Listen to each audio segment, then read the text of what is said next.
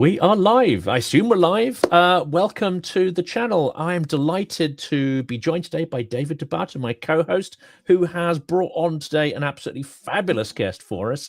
And I'm going to get him to introduce himself in just a minute.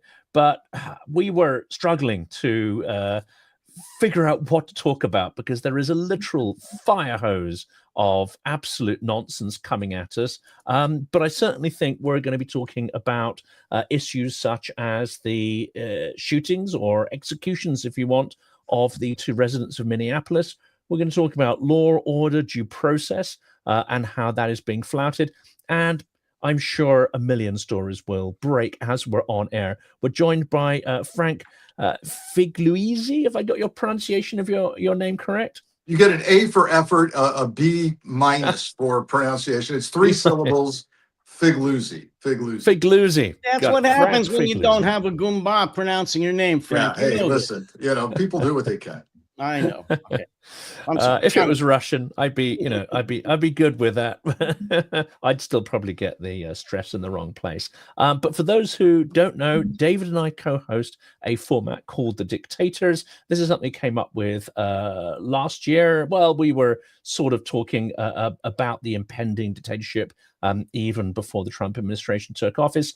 We feel that this is a format that is absolutely of the moment and of critical importance. But I will stop talking and I will get our guest to introduce himself and say a little bit more about what he's done and why he's on. Oh, thanks. Hey, listen, I'm glad we could do it. So those who don't know me, I'm Frank Figliuzzi. I spent 25 years as an FBI special agent, retired as an assistant director and the head of counterintelligence at the FBI. Went into a corporate security gig at a pretty high level. Did that for 5 years, and then for 8 years was a talking head on NBC News and MSNBC. I became their senior national security contributor, and now I've launched off as you guys as an independent voice on Substack and YouTube.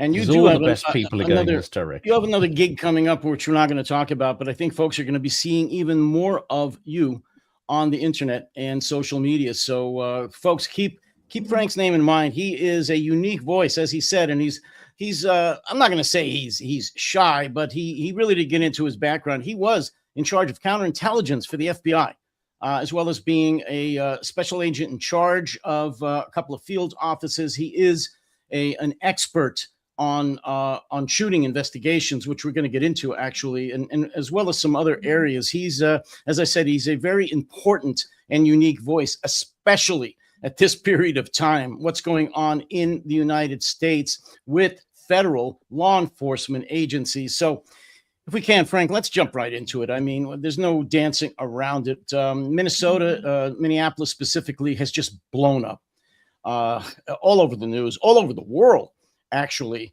And you were saying off air, actually, that one of your areas of expertise is investigating shootings, very similar to what happened here.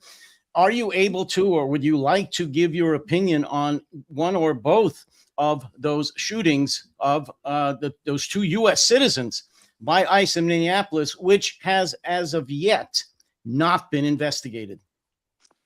Right. And let's start, as they say, with the latest news we have. Just as we were coming together for this broadcast, the Deputy Attorney General of the United States, Todd Blanche, number 2 man, seemingly has contradicted himself a couple of times in this live press conference. And what do I mean by that?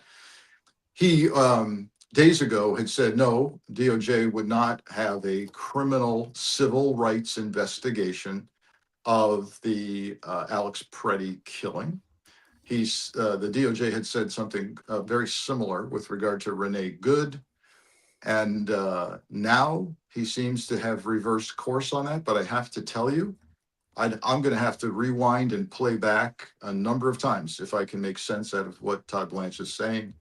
The reporters were confused. He was becoming annoyed with their confusion. So I'm left to summarize to say I have absolutely no idea what kind of investigation or investigations plural is going on, or whether there's one at all, or whether this is all a sham. And what I did take away was he seems to have in his mind the existence of at least two separate investigations, a DHS-led investigation, which to me sounds like a standard shooting review, although nothing is standard about either of these killings. And then he seems to have in his mind that there's an FBI investigation, and that even though I think his inexperience is showing, I think by that he means the FBI is conducting a civil rights investigation. But again, the reporters were as confused as I was, and I don't think he knows the difference. But if we're going to operate on what at least he was trying to say, there seems to be an internal investigation at DHS, which, by the way, makes sense. What their agents shot somebody, they should figure out whether it was within their deadly force policy. Then, with regard to the FBI, he seems to be linking that, which makes sense, to a possible DOJ criminal civil rights investigation. If that's true, that is very significant news. Why? Because somebody feels like they have enough to go beyond a routine review already and open a civil rights investigation. Now, I'm going to tell you something. I'm a disbeliever here, because you may have heard in the news just days ago that the FBI agent squad supervisor at FBI Minneapolis resigned because reportedly she was pressured to close or not open a civil rights investigation. So I don't know what's going on. Frank, let me ask you this. This is one of the key points that's been battered around, and I think it's very significant. When there's a situation like this, where you've got federal law enforcement officers in an officer-involved shooting, what is the pecking order and the rights and abilities of state investigators, state law enforcement to investigate that same shooting? Can they? Should they? The FBI I would probably take the lead, I understand, but can they shut out the state agencies, as they apparently are doing? Well, they certainly did that with Renee Good, didn't they? And they certainly did it apparently with Alex Preddy, when even the state authorities that showed up with a court order, a state court judge saying give them access to the scene and the evidence, they were turned away. So, the answer to your questions is it depends. The way it works on a normal planet, David, and throughout my career in field offices and leading shooting inquiries as an inspector and chief inspector, is that first, the most common thing is that on its face, the FBI or whatever federal agency shooting looks like a legitimate use of deadly force. That's number one. We don't see this kind of, outrage in most highly trained federal agent shootings. So the police attitude typically is, okay, we get it. We saw the video. We know what happened. Can you please just tell us how it's going and let us know if you need any help? That's probably the majority of the cases I'm familiar with. There are cases where, because of a very activist district attorney or a governor or a mayor, here comes the police or the sheriff saying, look, do you mind if we ride along with you, and we'll assign a detective with your agents, and we'll all do the same interviews together and produce one interview report, and can we please do that? Yes, that happens. We are now in a situation where there is no credibility in the federal investigative process for numerous, there's numerous data points on that. We all saw what we saw, and where the state actually says, and by the way, this is a big deal for me to say this. As you know, I headed FBI use of deadly force investigations for agent-involved shootings. And now you're about to hear me say that I believe the only credible, comprehensive investigation that's possible here is the state or the county in Minnesota. Yeah, that's an incredible statement to make. And from my experience, pretty much going along with what you said, when I happened to be along or there for federal agents involved shootings, the feds, whoever they were at the time, like you said, whether it's the FBI or ATF or whatever, would take the lead.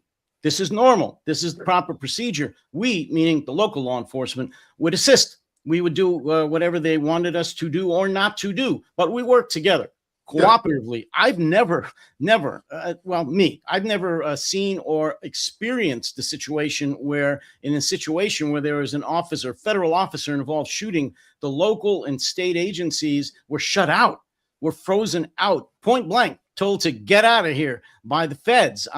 This is new and doesn't make for a good rapport between the agencies or to the American people. That's what I was going to ask as well. I mean, is there a clear evidence that they're trying to preclude local police from getting involved?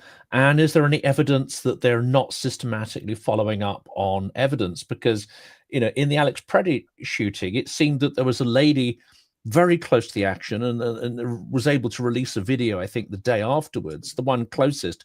And again, very brave to stay in that situation and carry on recording through it. She said, I think as late as yesterday, that no one had approached her to take her statement or get evidence of any kind. Is this also unusual? Yeah, I mean, your question, is there evidence that the feds aren't following up on evidence and conducting a normal investigation? Yes, in both the Renee Good case and Alex Preddy case. Look, when an agent shooter in the Renee Good case disappears, leaves the scene, his gun is not taken at the scene. You know, we do or do not know about body cams. He takes a cell phone out. They tell the FBI to close their investigation after telling us the FBI has the investigation. Yeah, there's all the red flags are there. With regard to Alex Preddy, yes, witnesses not saying I haven't been interviewed. Agents initially were told those agents were not on leave, which is standard admin leave, paid admin leave, decompress, get counseling, all of that, but also to facilitate the interview process. Then we're told, yeah, no, they're not working in other cities. No, now we decided to place them on admin leave. And we're going to deny a state court judge order to allow the state of Minnesota access to our scene and evidence. Yeah, none of this is normal. None. You know, I haven't said this before because I just haven't had a chance, but with you, Frank, I think it's a good time for me to do this. Much has been made, not enough, about the lack of training, the lack of discipline with these ICE individuals, these ICE agents. I'm not a use of force expert. I was an officer on the street. And I can tell you, even as a patrol officer in a small to medium-sized city police department, I went through any number of shoot, don't shoot scenarios. It's just standard for any competent police department. And we went through any number of them, some of them live on the range, some of them videos. We're in an indoor shooting range where we would have to make the same kinds of decisions these ICE agents or any law enforcement agent has to make on the street every day, split-second decisions. And from looking at the tapes, the videos that have been released over these two shootings, it's apparent that either none of these ICE agents ever attended a shoot, no shoot training, or they're just oblivious or just idiots. They're just incompetent. So this gets very interesting because, yes, the obvious conclusion that we've all been making at first was they're way out of their element. They're not supposed to be in urban environments. They don't know what they're doing. The training's awful. You know, we're hearing about 47 days of abbreviated training, 47 presumably because Trump is the 47th president of the United States. It's a game. They're hiring people who are not vetted. We've got mainstream media saying that guys are showing up at the academy with records and then they have to go home or they don't go home. We don't know. But here's what flies in the face of that. In both the Renee Good shooting and the Alex Preddy shooting, what have we been told about the shooter? Highly trained, seasoned, veteran instructor. Both cases, veteran instructor.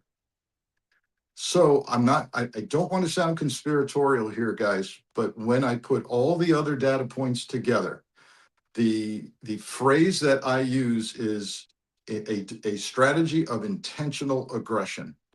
When you see people slammed to the ground who are peaceful protesters, windows smashed because someone's fumbling with their driver's license, people being pushed, shoved, threatened,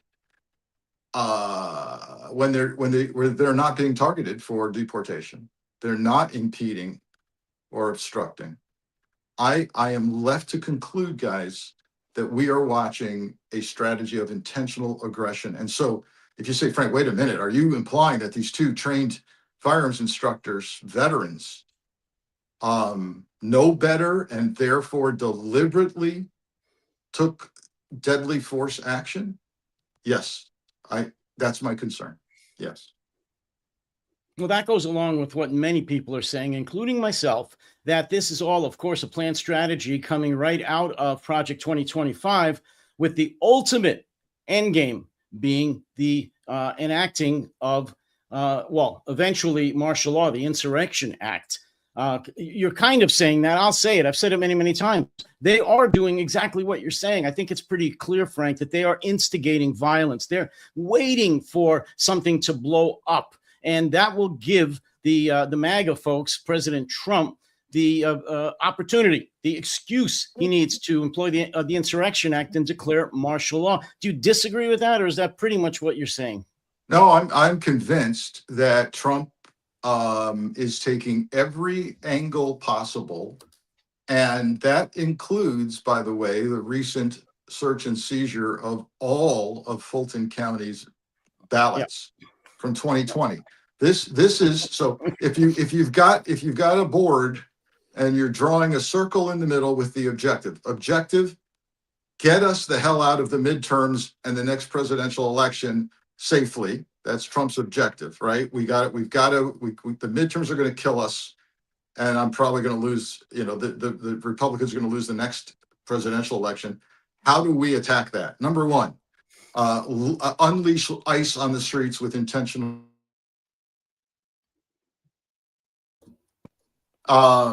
Show people that they could die for simply protesting, and let's get a riot going. Next, attack Venezuela and claim you're the interim president. Number three, threaten to imminently bomb Iran. Number four, let's show that there's massive fraud in our election process and seize all of the ballots in the key county in the United States. Yes, they're pulling out all the stops, and all of it is part of something. And by the way, people are saying every time one of these things happens, like the search yesterday in Fulton County, oh, this is a distraction. It's just a distraction. I'm here to tell you, at the point that everything is a distraction, nothing is a distraction. And in fact, I have to tell you, of all the things on my hierarchy of threat and risk, the search and seizure of every person's ballot in Fulton County, Georgia, is now at the top of my list. Well, we were going to get to that. Go ahead, Jonathan. Yeah, we got to get into this Fulton County thing, but go ahead, Jonathan. Yeah. Whatever you need. Whatever well, the question is very much related to that, because as we start to see this sort of evidence here, the use or the trying to create the familiarity between militarized streets to create that as a norm ahead of voting. Is this pointing more to a strategy of massive voter suppression, rigged ballots, falsification, rather than outright cancellation of the election? Because it seems to me, based on Trump's previous patterns of behavior, to claim electoral fraud without evidence and lose those court cases, to then insist on continuing that kind of narrative, maybe he thinks that actually swinging the election is actually a lower friction, lower risk strategy than trying to actually suspend the electoral process. But I don't know what your thoughts are. No, it's a great question. I think two things can be true. I think he's going to try the least intrusive one, which is to kind of take bites at the legitimacy of various county and state elections. And this is the first shot we're seeing. What did he get a steady diet of for years? Sir, we don't have enough evidence to overturn an election. The evidence of fraud is not there. So he's now decided, God darn it, will generate the evidence of fraud. I can't tell you how concerned I am that in some government warehouse or office somewhere, and we still don't know where, every ballot is in the largest county, in the largest state east of the Mississippi River, is now in the hands of Pam Bondi and Donald Trump. And as soon as that seal is cracked on those boxes, the security seal, which has been in place now for years, all bets are off on the level of manipulation that's going to occur. The mere cracking of the seal is going to generate so much doubt in whatever is said next that none of it can be believed. And who's going to count all of these that they've been counted and recounted and audited and state certified and litigated in court? And the court, the voting clerks have testified and before Congress and the January 6th committee. And yes, I passed a ginger mint to the lady next to me. It wasn't a thumb drive. It was that you saw, that Rudy Giuliani saw on a video. It's been done. And the fact that a federal magistrate has signed off on a search and seizure warrant on what we think is old news should scare all of us, because if you can do it in Georgia and get a warrant for seizure, you can try it and get it done in other states. You know, in the United States, the federal government doesn't control elections. For those of you overseas that are watching this, from whether it's in Great Britain or Europe, you may not know that. The states control the elections in the United States. However, and I've been saying this from the beginning, that's kind of irrelevant in this point, because Donald Trump has had the ability through Republicans in the states to do whatever he wants. And as of right now, I believe it's 26 or maybe 27 states are controlled by Republicans, meaning they have a Republican governor and Republican legislature. So all he needs to do is what you just talked about, Frank, in Georgia, is lean on a judge or so and the governor and the legislatures in those Republican states. And guess what? He now controls the elections, not to call them off, but to do what you need to. I think as Stalin said, it's not how many votes you get, it's who counts the votes. So if he can control the process in the states, guess what? We're in big trouble. Well, and look, if you think that, we're jumping the shark, this is too premature to worry about. He has yesterday we learned, there was a mystery yesterday about why in God's name is an interim U.S. attorney in the state of Missouri signing off as the prosecutor in this Fulton County case. Answer, learned later in the day, that interim U.S. attorney appointed by Trump in Missouri has been named the overseer of all election integrity cases in the nation. So we have one single point of corruption that Trump can reach out and touch. And what does that naming of a single individual over integrity cases say? Number one, we anticipate a lot of integrity cases. We have to appoint a czar. Number two, we don't trust Trump's own appointed U.S. attorneys in every judicial district in the country. They're all his right now. They could easily work an integrity allegation in voting in their district, but no, we can't trust them. We've named this guy in Missouri. He's already signed off as the prosecutor in the Atlanta case. Frank, talk about, I'm just going to follow up on what you're saying, because we could follow up on all these things forever because it's such a disaster. Comments, if you will, about the sale of Dominion voting systems to a Trump election denier and where that leaves us. We on the long list of things we've learned through Trump's first and now second administration, please add the need to explore conflict of interest laws about who should be owning, purchasing voting machine companies, and when they have known relationships with major candidates and parties and players. This whole process should be objective and neutral, and it's going, whether anything bad or not happens, all you do is plant the seed of doubt. And even if people decide, you know what, I don't trust the system, I'm not coming out to vote. You know, midterm elections are very low usually anyway in terms of turnout. Now I don't trust anything, not coming out. I don't like either candidate, not coming out.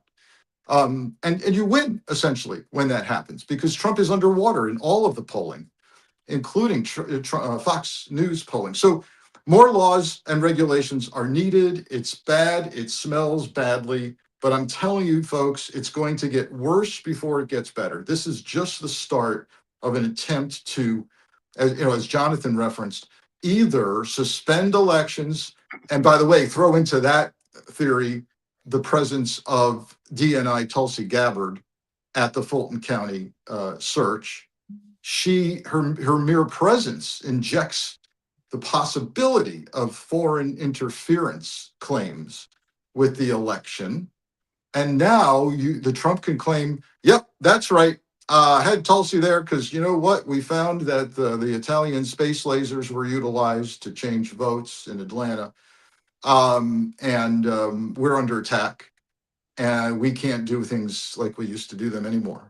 Well, I think they did announce that she's going to be heading in investigation. Why she's heading it, I don't know, into the whole 2020 election. Again, she's going to reinvestigate the reinvestigations that have been litigated and relitigated from an intelligence standpoint, for which she is uniquely unqualified. But this is just the start of that. What happened in Fulton County? Yeah, we had a word for people who, when I was in the Bureau, who seemingly got their hands in everything but their assigned mission. We said they were underassigned.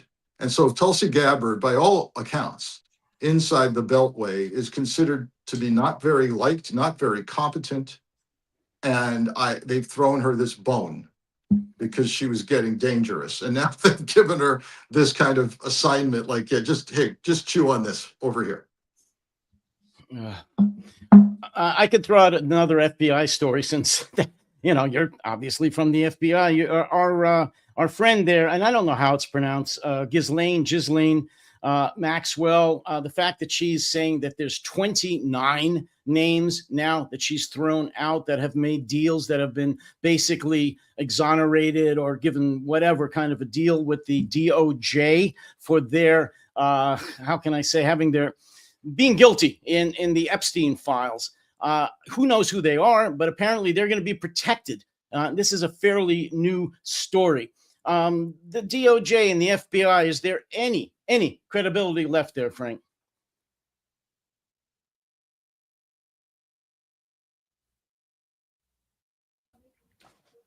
I think Frank's frozen. Oh, no. Wow. I hope he's not frozen emotionally, and it's just his microphone, because I asked him about the FBI. Yeah. While he's regaining by your question. Well, I'm sure he silence. is. But let's hope he rejoins. Jonathan, did you see that story then? Well, until he re-engages, that no, Maxwell I didn't. I saw the story about her favorable treatment. The fact that actually she's 29 friends have cut secret deals with the DOJ. She has argued that prosecutors cut deals with Epstein associates while prosecuting her, and also then going after Democrats. So she's given them the names of these people that apparently she wants to be untouched, that may be guilty or probably are guilty as sin. Who knows who they are? And apparently the DOJ and the FBI is going to accept that. And possibly this could be one of the first steps to her getting out of jail real soon, which I don't doubt is going to happen. The thing is, the pressure to release Epstein files is so great. I don't think they're going to try to suppress them forever. But what, as you say, they may do is say, well, let's find all the Democrat names in the file and let's selectively leak the names of our enemies.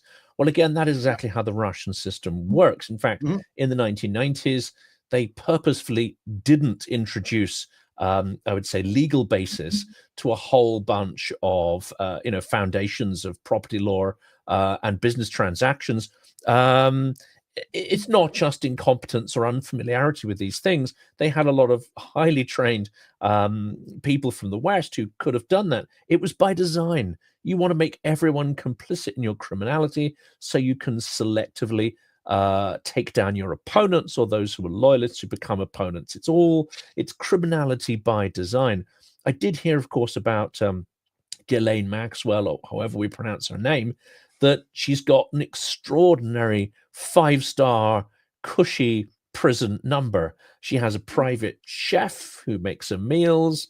She has the ability to send emails. Apparently, she has a member of the prison's team who help her out, in the chores, the very tough Extra life she's toilet living inside. paper. Yes. She has unlimited toilet paper. The mind boggles. So there's Yes. something kind of extraordinary going on there. Welcome back, Frank. Yeah, apologies. Froze up, but glad I could get back in. I thought my question knocked you out of the box, but Or You might want to someone- repeat or it, 'cause I someone- think it's the Italian space lasers, I believe. yes, I mean, I think it's Jewish, but they're working Jewish. together. That I was understand. Marjorie. That was Marjorie Taylor Yeah, Greene. yeah. Anyway, real quickly, the it's for you for sure. The question is, with all the recent allegations and things that are going up, including the story with Ghislaine Maxwell, saying that 27 people, 25 men and 2 women have been cut deals by the DOJ and the FBI. Apparently, they're just going to be let off the hook in the Epstein investigations. My question is there any shred of credibility left within the DOJ and the FBI, in your opinion? Not naming names, just as the agencies are. No, it's the rank and file that remains. I still believe is in there because they want to do the right thing for the majority. It's the leadership, of course. It's the political appointees that have proven to us, it's not just theory, that they answer to the president. And that's a big problem.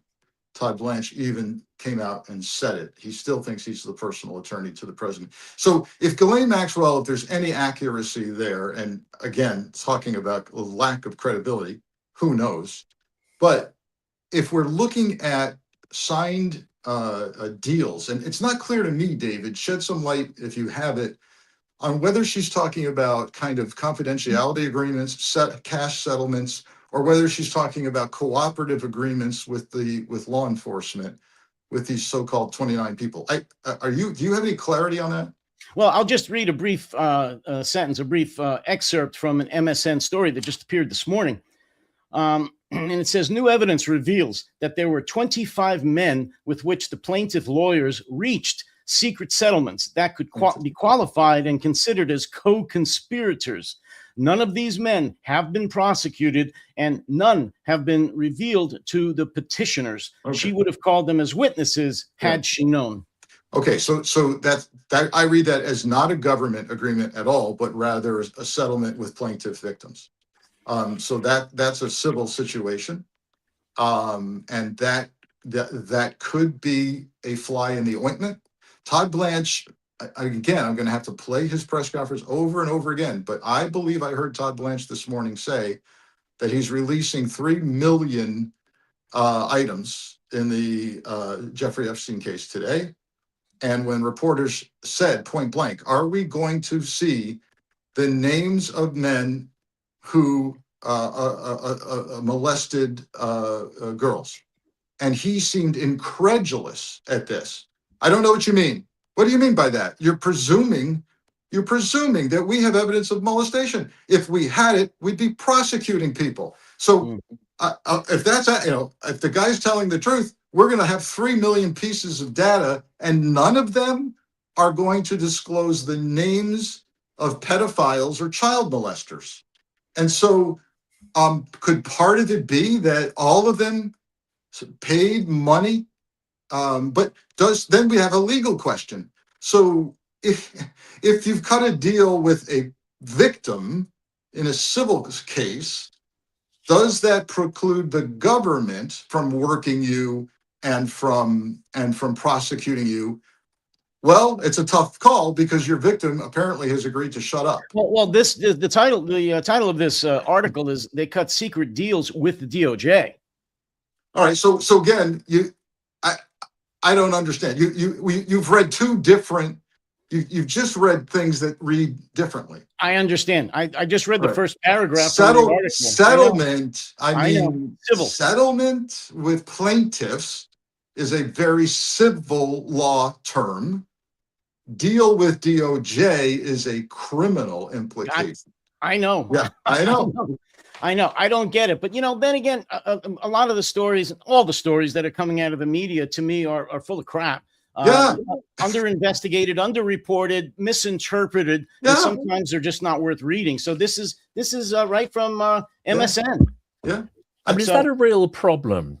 Jumping there, is this a real problem and we saw this in the Ukraine war? We've seen this as you become expert in a certain area, you start to realize how, let's say, weak the media coverage often is. They're asking the wrong questions of the wrong people, or they have a particular political bias, which means they avoid certain topics. And when we had the execution of Alex Pretty, the first thing that happened was a presumption of guilt on the part of Kristi Noem and others. They came out immediately, not only pronounced guilt, but a whole array of absolutely outlandish allegations that don't stand up to any of the subsequent evidence as far as we can tell. Isn't that itself maybe the biggest aspect of this story, the presumption of guilt by officials here, which goes against any kind of prior practice? That, however, is not what seems to get the media attention, is these stories of process and how we are already, living in extraordinary times. Not that someone gets executed, but that all the norms of due process and law are out of the window. I think there's, you're onto something clearly. There's two related things, at least, that happen around this. One is far-right entities like Fox News will jump on that smear campaign immediately. They're looking for guidance, direction.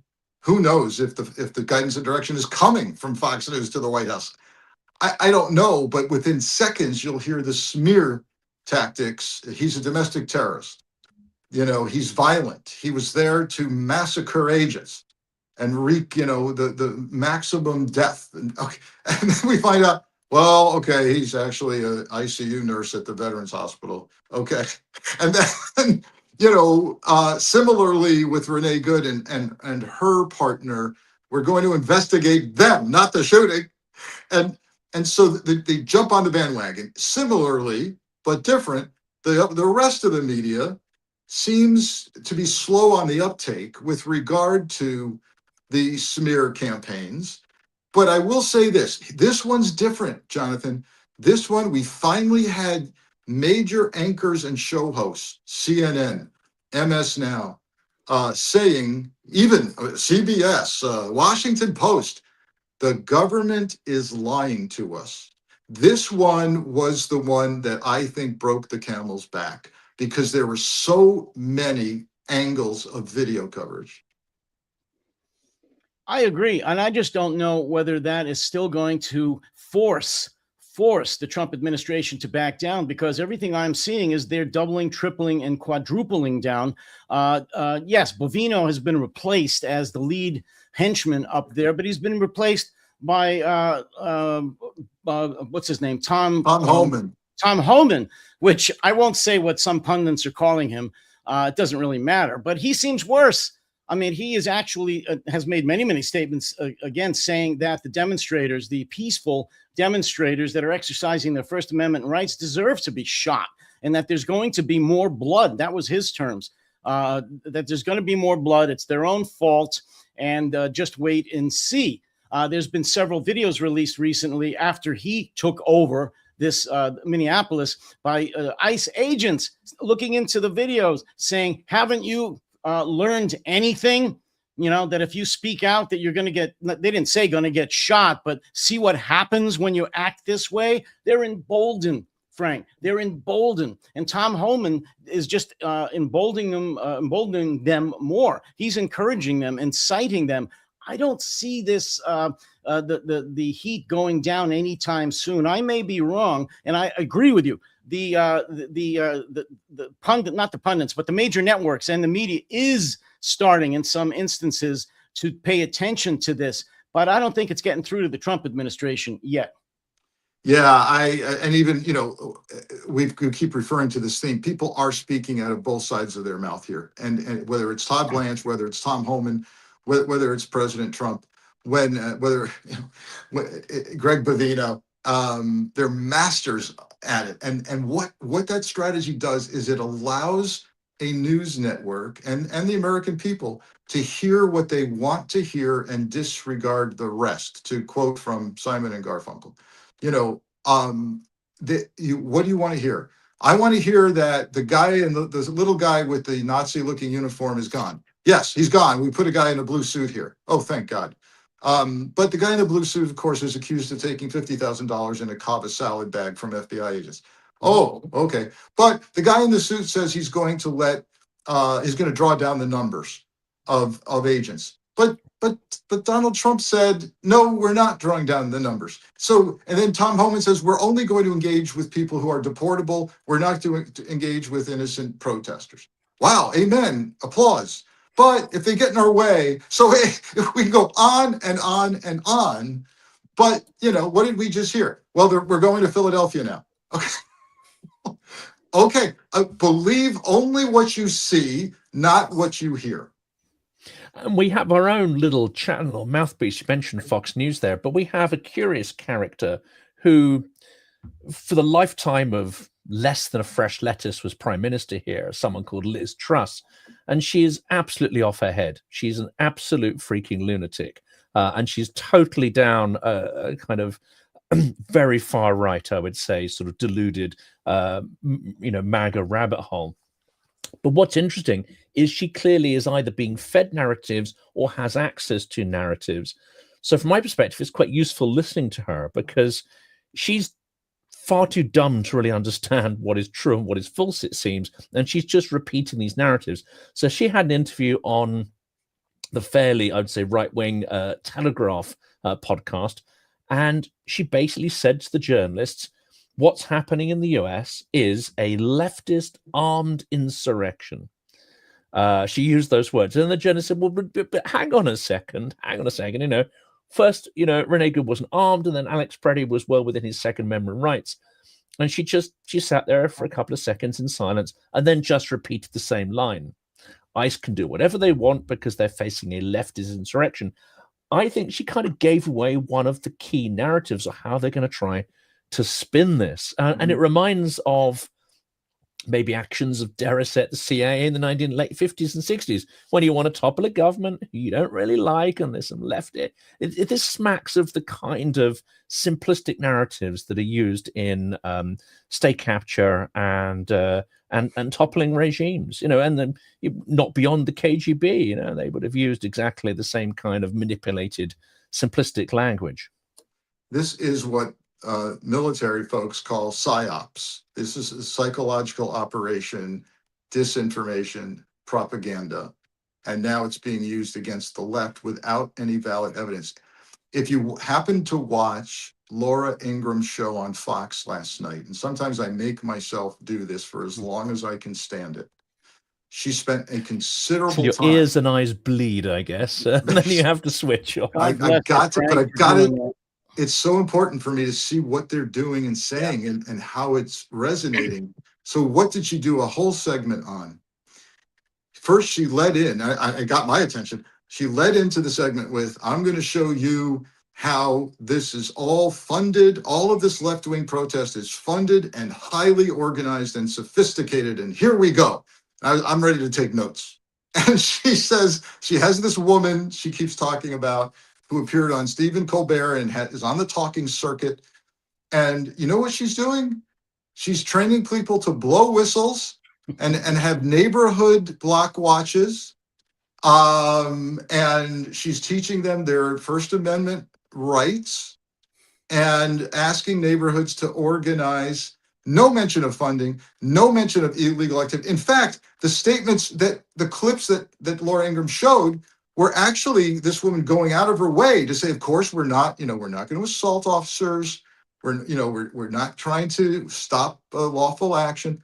No, but so this is the sophisticated, highly funded, organized protest movement. I heard a woman saying, we're just going to exercise our rights. So, and Steve Bannon this week went on his show and said, the protest movement is Chinese communist sponsored. No evidence of that. Well, Frank, that's where the media is letting us down. One of the many, many, many ways they're letting us down. They need to push back about that, against that. They need to go out and start interviewing people. They need to do an investigation. They need to go out and prove that that's wrong and present it to the American people. They're not doing that. No, part of it is too much. The news cycle is filled right now with outrageous stuff to cover. Granted. But what I don't see, with the exception of CNN, who has the guy's business card and actually says, I'm the fact checker. I come on and fact check, and they get him on a lot. I don't see that kind of dedicated role at the network saying, look, every day we're going to spend a segment on fact checking. No. And what about the Democrats? I mean, they're falling down on their face too. They're the opposition party. They're not working overtime or even halftime to disprove these lies either. Well, David, I was worrying about that. When I was doing the dishes this morning, I thought I'd spin this to you. Are the Democrats intentionally kind of standing back on the theory that, when someone like Trump is destroying his own credibility, the best thing to do is not to intervene? I wonder whether that's too sophisticated. Yes, you're clairvoyant. You hit the nail on the head again. That is exactly the theory from Chuck Schumer, the Senate leader, the minority leader of the Democrats. His whole philosophy, his plan has been to let the Republicans burn out and destroy themselves and have the Democrats sit back and do nothing. That's absolute BS. That's crazy. Which is great if you have another election to capitalize on that. But if you don't, it's not going to work so well. It's not working. And that's crazy. And he's doing that. So the Democrats are doing that. And in my opinion, the media is doing the same thing. There's no pushback to any degree against the lies, the propaganda, the Soviet-style propaganda that is being thrust on the American people. The corporate takeover of journalism almost at every turn is really going to be looked upon in our history someday as the demise of a free press. The bending of the knee to please Trump out of two things. One, this is initially what threw the media, mainstream media, for a loop was, my God, more than half of voters went for Trump. We've got to really acknowledge that. And you know what? That's an important discussion. If you're gonna lose people if they voted, against your biases. But the next thing that happened was turned into Trump-controlled media. With, and we can go on and on, Skydance and Paramount Plus, Paramount and Warner Brothers, and now who's going to buy Netflix and who's going to own CBS? And okay, now that's different. That's not, we better provide balanced coverage because we have a lot of people out there who like Trump. Now it's, we better not say anything contrary to Trump. We better keep him happy, or we're going to somehow go down the tubes on mergers and acquisitions. And I think we're looking at the demise of journalism. Let's bung $40 million for a Melania documentary as a giant bribe, which no one's actually watching. Yeah, and by the way, but I don't. So again, another thing. So it may seem like a small example. You just the first lady has a movie out. Where are the journalists going to be when they dig in? You can assign this to an intern, for God's sakes. Go ahead and look at the advance tickets purchased at key theaters around the United States. Tell me, like I saw in the Los Angeles area yesterday, someone showed all the front seats have been purchased in a couple of major theaters for Melania. Send an intern down there and see if those seats are actually filled, or ask the theater manager whether they were purchased in bulk, and no one showed up. That's a story. That's a story. Well, the whole story about Bezos funding this is a story. I mean, that's insane. That's insane. And it was just like all of the tech bros showing up at Trump's inaugural and giving them, I think, at least $1 billion each. But we're so used to this now. We're used to this grifting, this major grift that's happening since Trump has taken office again on January 20th. He's gotten control of the media. He's gotten control of the major law firms. He's gotten control of many of the major universities, although they're starting to fight back. He's doing what happened in Hungary over the course of, I think, about 10 years with Orban. In the course of 1 year, it's moving at light speed, where he's taking over all of the organs of the governments, of the media, of the opposition. I didn't even mention the Supreme Court and the Congress being in his hip pocket. There's not a lot left, Frank. Not a lot of opposition. All branches of government are bought and paid for, and then, as we've been saying, and so are the key elements of the corporate world, including the media and high tech. You need only look at the donors, not only the ballroom, the so-called ballroom, and who's donating to that. So, yeah, the question, of course, guys rolled over in advance, right? It didn't really take any coercion whatsoever for those guys to roll over. Compliance in advance. Yeah. Satire. I get your point of view on satire, because something David and I have discussed a few times. I've done a few episodes on it. People don't really realize that the oligarchic takeover of media in Russia in the very first months, a year or two of Putin's reign, apart from the provocations that were created to start a war, guess what? To distract people. One of the real motives for taking over news networks, especially, and putting compliant oligarchs, was to get satire off the schedules.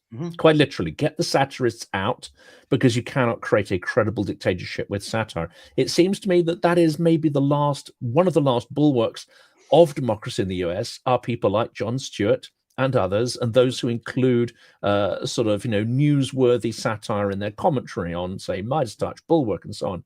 So how important is it that we still have these, I would say, islands of not news, but truth, and especially packaged in a way that is semi-entertainment that gets a mass viewership? You're right to look at this.